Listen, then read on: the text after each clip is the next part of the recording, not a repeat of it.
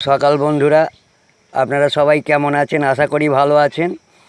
প্রতিদিনের মতো আজও মাছ এনেছি। দেখুন, এই মাছটা রুই মাছ, চালানি মাছ। যাই হোক, এই মাছটা অন্ধের মাছ। এই মাছটা আছে বলে মোটামুটি কলকাতার লোকেরা মাছ খেতে পাচ্ছে, না হলে এই মাছ বন্ধ হয়ে গেলে মাছে আকাল লেগে যেত।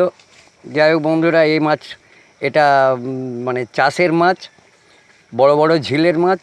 এটা 1 বছরের মাছ বন্ধুরা, কত বড় হয়েছে দেখুন। আর এদের আস্তে আস্তে 2-2.5 দিনের মাছ, এটা কি 3 দিনও হতে পারে।